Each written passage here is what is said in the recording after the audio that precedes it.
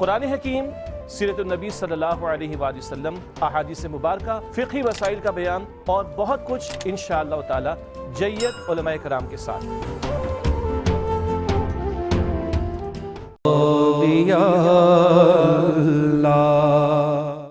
بسم اللہ الرحمن الرحیم۔ اللہم صلی علی سیدنا و مولانا محمد نور الانوار و سر الاسرار و سید الابرار وعلی آلہ و صحبہ و بارک وسلم۔ معزز ناظرین و سامعین، آج ایک مرتبہ پھر پروگرام سرمایہ سلاف لے کر ہم آپ کی خدمت میں حاضر ہیں۔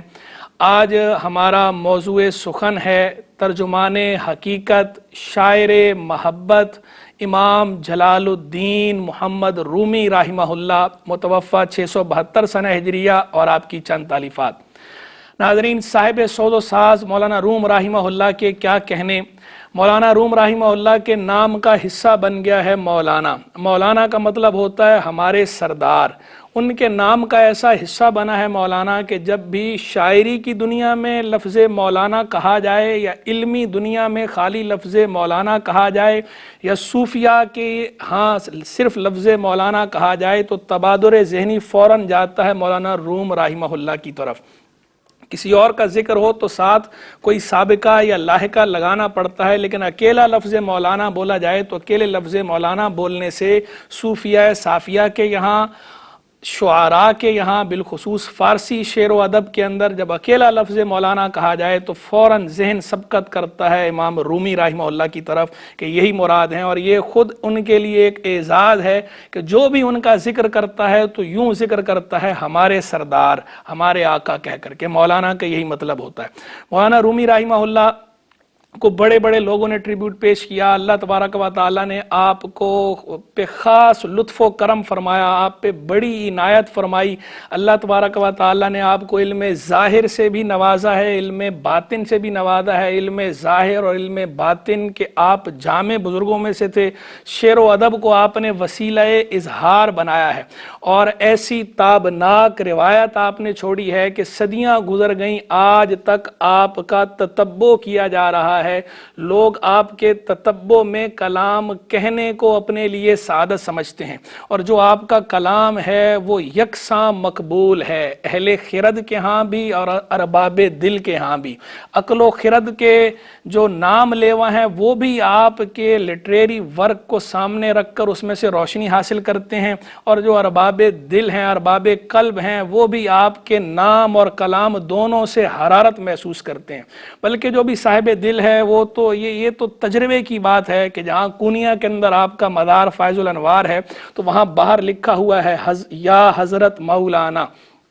تو جیسے ہی کوئی صاحب دل آدمی وہاں پہنچتا ہے اور جیسے ہی نظر پڑتی ہے اس پہ، اس کتبے پہ جو اوپر لکھا ہوا ہے یا حضرت مولانا، تو یہ اس کتبے پہ نظر پڑتے ہی دل کی دنیا زیر و زبر ہو جاتی ہے، ایک کیفیت طاری ہو جاتی ہے۔ ایسا آپ کے نام کے اندر اثر ہے، یعنی آپ کا کام بھی سبحان اللہ اور آپ کا نام بھی سبحان اللہ، آپ کے نام کے اندر بھی اثر ہے۔ بڑے بڑے شعراء نے آپ کو ٹریبیوٹ پیش کیا، پھر بڑے بڑے شعراء کو آپ کے ساتھ تشبیہ دی جاتی ہے۔ جب کسی کی خوبی بیان کرنی ہوتی ہے تو کہتے ہیں یہ اس خطے کا رومی ہے یا اس زبان کا رومی ہے۔ جیسے ہمارے ہاں یہاں سندھ کے اندر حضرت شاہ عبداللطیف بھٹائی رحمہ اللہ کی جب بڑائی بیان کرنا مقصود ہوتی ہے تو یوں کہتے ہیں کہ یہ رومی سندھ ہیں، یہ سندھ کے رومی ہیں۔ ایسے ہی کشمیر کے جو عارف ہیں، عارف کھڑی جو ہے، کھڑی شریف کے جو بزرگ تھے میاں محمد بخش صاحب، جن کی سیف الملوک مشہور ہے، ان کو بھی جب تشبیہ دیتے ہیں، ان کی جب بڑائی بیان کرنا مقصود ہوتی ہے تو کہا جاتا ہے رومی کشمیر، کہ یہ کشمیر کے رومی ہیں۔ یعنی مولانا رومی رحمہ اللہ اتنے بڑے امام تھے اور اتنے بڑے شاعر تھے، شاعروں کے امام ہیں، کہ جو آپ کے بعد آنے والے وہ لوگ کہ جنہوں نے عشق و محبت پہ شاعری کی ہے، جو عرفاء ہیں، جنہوں نے حقیقت اور مجاز کو ملا کر اور مجاز کے پیرائے میں حقیقت کو سمجھانے کی کوشش کی ہے، یعنی جو بھی ترجمان حقیقت آپ کے بعد آنے والے بنے ہیں، انہیں بھی چونکہ وہ آپ ہی کی روایت کا حصہ ہیں، آپ ہی کے مبارک سلسلہ عشق کی کڑی ہیں، اس لیے انہیں آپ کے ساتھ تشبیہ دی جاتی ہے۔ اور ایک بہت بڑے شاعر جو ہمارے بر صغیر پاک و ہند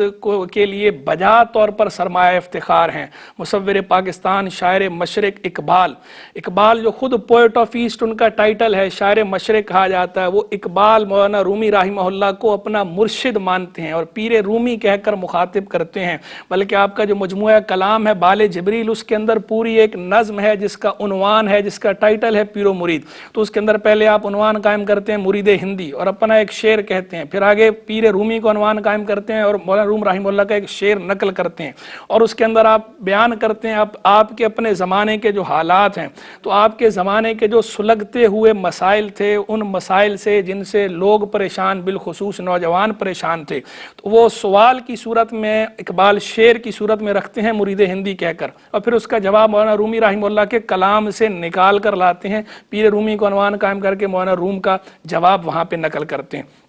اور اقبال کا مولانا روم رحمہ اللہ کے تذکرے سے بھرا ہوا ہے، بلکہ نمایاں چھاپ نظر آتی ہے اقبال پر مولانا روم رحمہ اللہ کی، بلکہ مولانا روم کی اس چھاپ نے ہی اقبال کو صحیح معنوں میں اقبال بنایا ہے، جس کا ادراک، اعتراف، اقرار خود اقبال کو بھی ہے۔ اور اقبال کے جتنے مجموعہ ہائے کلام ہے، چاہے بانگ درا ہو، بال جبریل ہو، ضرب کلیم ہو، ارمغان حجاز ہو، اسرار خودی ہو، جاوید نامہ ہو، پیام مشرق ہو، مثنوی ہو، پس جیب پایت کردہ اقوام شرق یا مسافر، جو بھی آپ جتنے بھی مجموعہ ہائے کلام اقبال کے دیکھیں گے، سب کے اندر کہیں آپ کو صراحتاً مولانا رومی رحمہ اللہ کا حوالہ نظر آئے گا، اور کہیں پر مولانا رومی رحمہ اللہ کے کلام کو اقبال نے اپنے انداز میں پیش کیا، آپ کو یہ نظر آئے گا۔ یعنی اقبال نے صراحتاً مولانا رومی رحمہ اللہ کو ٹریبیوٹ بھی پیش کیا ہے، اور مولانا روم رحمہ اللہ کے کلام سے بہت زیادہ استفادہ کیا ہے، اور اس کو انہوں نے خود ذکر بھی کیا، پیر رومی مرشد روشن ضمیر، کاروان عشق و مستی راہ امیر، منزلش برتر ز ماہ و آفتاب، خیمہ را از کہکشاں سازد تناب۔ کہتے ہیں مولانا روم جو ہیں یہ پیر رومی یہ مرشد روشن ضمیر ہیں اور عشق و مستی کے کاروان کے لیے، عشق و مستی کے قافلے کے لیے یہ امیر کی حیثیت رکھتے ہیں، یہ اس قافلے کے امیر ہیں، سربراہ ہیں، اور ان کا جو مقام و مرتبہ ہے منزلش برتر ز ماہ و آفتاب، یہ سورج اور چاند سے بھی اوپر ہے، خیمہ راز کہکشاں سازت تناب، اور ان کے خیمے کی جو رسی ہے وہ کہکشاں جو ہے، وہ کہکشاں ان کے خیمے کے لیے ایک رسی کی حیثیت رکھتی ہے، یعنی ان کا پایا اتنا بلند ہے۔ پھر نصیحت کرتے ہیں، کہتے ہیں پیر رومی راہ رفیق راہ ساز، تا خدا بخشت ترا سوز و گداز، کہ پیر رومی کو اپنا رفیق بنا لو، اپنے راہ ساز بنا لو، تاکہ اللہ تمہیں بھی سوز و گداز عطا فرمائے۔ یعنی اقبال کی نصیحت ہے کہ اگر سوز و گداز حاصل کرنا چاہتے ہو تو مولانا روم رحمہ اللہ کے کلام کو بغور و خوض پڑھنا شروع کر دو، ان کو اپنا رفیق بنا لو، رفیق مجلس بنا لو، یعنی ان کی کتابوں کا مطالعہ کرو، ان کے افکار کا مطالعہ کرو، تو اللہ تبارک و تعالی اس کی برکت سے تمہیں سوز و گداز عطا فرما دے گا۔ اور اپنے لیے اقبال نے کہا، راز مانی مرشد رومی کشود، فکر من بر آستانش در سجود، کہ جو معنی اور مفہوم کا راز ہے یہ مرشد رومی نے نکالا ہے، اور میری جو فکر ہے یہ مولانا روم رحمہ اللہ کے آستانے پر سجدے کی حالت میں ہے، یعنی میری فکر مولانا روم رحمہ اللہ کے حضور سر تسلیم خم کیے ہوئے ہے، اور میں انہی کے اقوال سے، آراء سے استفادہ کرتا ہوں، انہی کے کلام سے میں نے اقتباس لیا ہے۔ دوسری جگہ کہتے ہیں پیر رومی خاک را اکسیر کرد، از غبارم جلوہ تعمیر کرد، کہ پیر رومی نے اس خاک کو اپنے لیے کہتے ہیں اس خاک کو اکسیر بنا دیا ہے، اور میرے غبار سے انہوں نے مختلف جلوے تعمیر کر دیے۔ یعنی اقبال جو اپنی بو کلمونی کو، اپنی رنگینی بیان کو، جدت ترازی کو، اپنی ندرت تخیل کو، اور اپنے معنی اور مفہوم کے تنوع کو، ڈائیورسٹی کو اقبال خیرات قرار دے رہے ہیں مولانا روم رحمہ اللہ کی، اور اسی کی طرف اشارہ کر رہے ہیں کہ از غبارم جلوہ تعمیر کرد، پیر رومی خاک را اکسیر کرد، از غبارم جلوہ تعمیر کرد۔ دوسری جگہ کہتے ہیں گرا از کار این ناکارا وا کرد، غبار راہ گزر را کیمیا گرد، نئے آن نئے نوازے پاک بازے، مراب عشق و مستی آشنا کرد، کہ اس ناکارہ کی جو گرا کھولی ہے کام کی وہ مولانا روم رحمہ اللہ نے کھولی ہے، اور میں تو غبار راہ گزر تھا، مجھے کیمیا بنایا ہے مولانا روم رحمہ اللہ نے، اور وہ پاک باز نئے نواز کی جو نئے ہے، جو تان ہے، اسی نے مجھے عشق و مستی سے آشنا کیا ہے۔ دوسرا کہتے ہیں رومی عشق و محبت را دلیل تشنا کاما را کلامش سلسبیل، کہ رومی جو ہے وہ عشق و محبت کے لیے دلیل ہیں، رہنما ہیں، اور جو عشق و محبت کے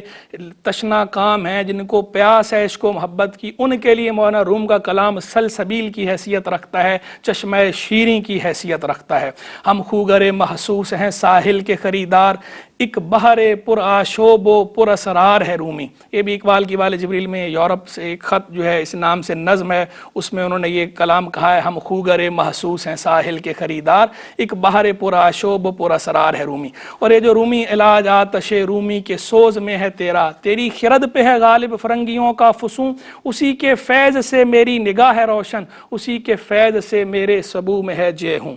یہ اقبال نے ٹریبیوٹ پیش کیا، صحبت پیر روم سے مجھ پہ ہوا یہ راز فاش، لاکھ حکیم سر بجیب ایک کلیم سر بکف۔ یہ سارا ٹریبیوٹ مولانا روم کے میں نے بطور مثال کچھ اشعار ذکر کیے ہیں، ورنہ اقبال کا کلام تو بھرا ہوا ہے۔ اور اقبال کی اسی محبت کو ٹریبیوٹ پیش کرتے ہوئے، سراہتے ہوئے، ترکی حکومت نے باقاعدہ اقبال کی علامتی قبر بنائی ہے مولانا روم رحمہ اللہ کے مدار شریف کے احاطے میں۔ جہاں ترکی میں قونیہ میں مولانا روم رحمہ اللہ کا مدار شریف ہے، وہاں قریب اس کے احاطے میں شاعر مشرق اقبال کی قبر موجود ہے، علامتی قبر بنائی ہوئی ہے۔ تو جو لوگ مولانا روم کے یہاں حاضری دیتے ہیں تو وہاں وہ اقبال کے لیے بھی دعا کرتے ہیں، اقبال کی علامتی قبر کو دیکھ کر اقبال کو بھی وہاں یاد کیا جاتا ہے۔ تو مولانا روم رحمہ اللہ کے حالات کی طرف آئیں، احوال کی طرف آئیں، نام نامی کی طرف آئیں، تو آپ کی ولادت 604 سنہ ہجریہ میں بلخ کے اندر ہوئی ہے۔ لقب آپ کا جلال الدین ہے، نام نامی محمد ہے۔ جلال الدین آپ کا لقب تھا لیکن آپ کے نام کا حصہ بن گیا، اور مولانا روم بھی آپ کا لقب ہے، مولائے روم بھی آپ کا لقب ہے، اور مولانا رومی بھی آپ کا لقب ہے۔ روم اس وقت بہت بڑا ایریا تھا، سینٹرل ایشیا، ایشیائی کوچک جو ہے یہ سارا روم کہلاتا تھا۔ اب تو روم ایک چھوٹا سا حصہ ہے، خطہ ہے، لیکن اس وقت روم کا اطلاق بہت بڑے ایریا پر ہوتا تھا، اور یہ جو موجودہ ترکی ہے یہ بھی روم کا حصہ تھا، روم میں شامل تھا۔ تو اسی وجہ سے مولانا روم رحمہ اللہ کو رومی کہا جاتا ہے۔ بیسیکلی آپ قونیہ میں، ویسے بلخ کے تھے لیکن بلخ سے پھر آپ کے والد ماجد مائیگریٹ کر گئے تھے، والد کے ساتھ آپ نے مائیگریٹ کیا، مختلف خطوں کا سفر کیا۔ بلخ سے نیشہ پور گئے ہیں، نیشہ پور سے بغداد گئے ہیں، بغداد سے حجاز مقدس گئے ہیں، وہاں سے پھر شام گئے ہیں، حلب گئے ہیں، الیپو گئے ہیں، الیپو سے پھر زنجان گئے ہیں، لارندہ گئے ہیں، پھر وہاں سے قونیہ آئے ہیں، اور یہ قونیہ کے اندر پھر آپ نے باقاعدہ سکونت اختیار کر لی ہے۔ پھر آپ نے ساری زندگی قونیہ کے اندر گزاری ہے، سوا ان چند محدود اسفار کے جو آپ نے اس دوران کیے ہیں، لیکن پھر آپ نے قونیہ میں مستقل ایسی رہائش اختیار کی کہ آپ کی وفات بھی وہیں ہوئی ہے، اور آپ کا مدار فیض الانوار بھی وہیں قونیہ میں ہی مرجع خلائق ہے۔ مولانا روم رحمہ اللہ کے جو والد ماجد تھے یہ خود بھی بڑے بلند پایا عالم تھے، عالم بھی تھے، عارف بھی تھے۔ وہ بھی علم ظاہر و علم باطن کے جامع تھے۔ ان کا نام نامی تھا سلطان بہاؤالدین محمد رحمہ اللہ۔ اصل نام ان کا محمد تھا، بہاؤالدین ان کا لقب تھا، اور سلطان العلماء بھی ان کا لقب تھا۔ یعنی ان کا ایسا علمی دبدبہ اور تنتنا تھا کہ لوگ ان کی کثرت علم کی بنا پر، وفور علم کی بنا پر ان کو سلطان العلماء کہا کرتے تھے، کہ علماء کے سردار۔ تو وہ علماء کے سردار تھے، اور واقعی ان سے بہت سے لوگوں نے استفادہ کیا مولانا روم رحمہ اللہ کے والد ماجد سے۔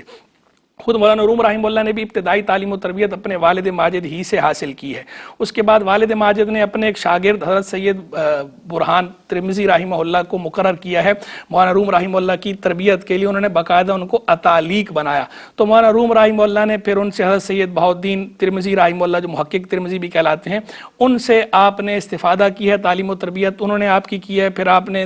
حلب کے اندر بھی مدرسہ حلاویہ میں بھی تعلیم حاصل کی ہے، کمال الدین ابن العظیم حلبی رحمہ اللہ سے بھی۔ دمشق کے اندر بھی مختلف لوگوں سے آپ نے تعلیم و تربیت حاصل کی ہے۔ تو مولانا روم رحمہ اللہ نے یہ سارا سفر جو طے کیا ہے، کئی اساتذہ سے علم ظاہر بھی حاصل کیا ہے، علم باطن بھی حاصل کیا، اور پھر حضرت شاہ شمس تبریز رحمہ اللہ جو آپ کے مرشد ثانی تھے۔ پہلے مرشد آپ کے محقق ترمذی ہیں، دوسرے مرشد آپ کے حضرت شاہ شمس تبریز رحمہ اللہ ہیں۔ انہوں نے آپ کے دل میں جو جوت جگائی، عشق و محبت کی، اس نے تو پھر ایسا جو ہے وہ اس کے بعد تو یہ نظارہ ہوا کہ ہر طرف رومی رومی رومی رومی رومی، ان کے جو کلام کو دوام نصیب ہوا ہے اس کے اندر ایک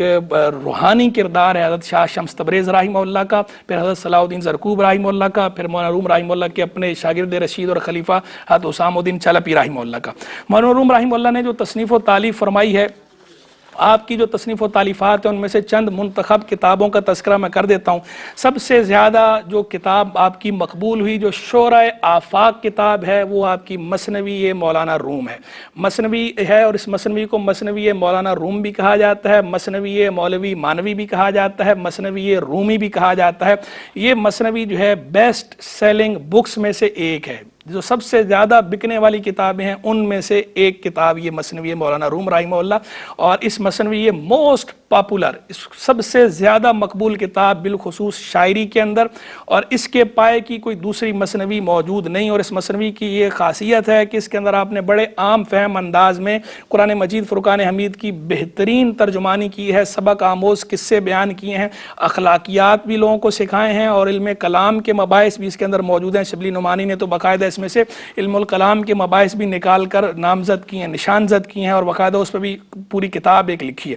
یہ جو مثنوی ہے اس کے اندر تقریباً اشعار جو ہیں حاجی خلیفہ رحمہ اللہ کی تحقیق کے مطابق تقریباً 26,666 اشعار ہیں اس مثنوی کے اندر۔ کئی زبانوں کے اندر اس کا ترجمہ ہو چکا ہے، 50 سے زائد زبانوں میں اس کا ترجمہ ہو چکا ہے۔ جب سے مثنوی لکھی گئی ہے کئی علماء نے، عرفاء نے، عصری تعلیم یافتہ لوگ، اصحاب مدارس، ارباب خانقاہ، سب نے،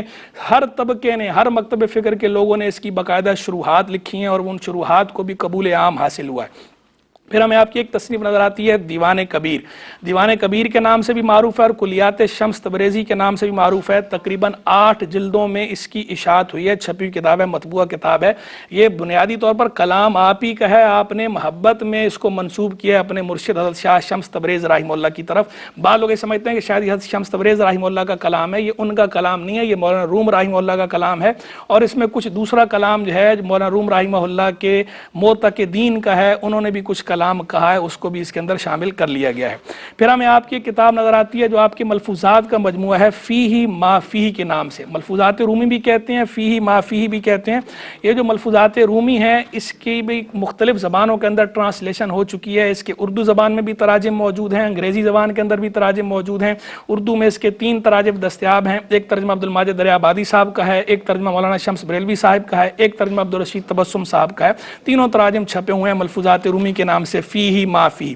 2 ترجمے اس کے انگلش کے اندر بھی چھپے ہوئے ہیں، ایک ہے ڈسکورسز آف رومی کے نام سے AJ آربری کا، دوسرا ترجمہ ہے table talk of Maulana Rumi doctor Bihari کا۔ یہ دونوں ترجمے انگلش کے اندر ہیں، یہ بھی اچھے ترجمے ہیں۔ فی ما فی بھی عام چھپی کتاب ہے، عمدہ کتاب آپ کے ملفوظات کا مجموعہ۔ اور ایک کتاب آپ کے مکتوبات مولانا کے نام سے بھی چھپے ہیں، مکتوبات جلال الدین رومی کے نام سے بھی چھپے ہیں۔ یہ بھی عمدہ دستاویز ہیں عشق و محبت، معرفت، تصوف، ان چیزوں کی جو معلومات رکھنے والے لوگ ہیں، جو ان سے شغف رکھنے والے لوگ ہیں، ان کے لیے وہ اخلاقیات کی تعلیم و تعلم سے وابستہ لوگ، تصوف سے وابستہ لوگ، ان کے لیے بہترین نمونہ ہے۔ اور اس کے علاوہ بھی کلامی مباحث بھی، آپ کا جتنا بھی کلام ہے سب کے اندر کلامی مباحث بھی ہمیں جا بجا نظر آتے ہیں، اور جو شریعت مطہرہ کا جو مغز ہے اس کو آپ نے اپنے انداز میں، عام فہم انداز میں پیش کر دیا۔ اللہ تبارک و تعالی مولانا روم رحمہ اللہ کے درجات کو اور بلند فرمائے، ہمیں آپ کے فیض و برکات سے عز وافر عطا فرمائے۔ وآخر دعوانا ان الحمد للہ رب العالمین۔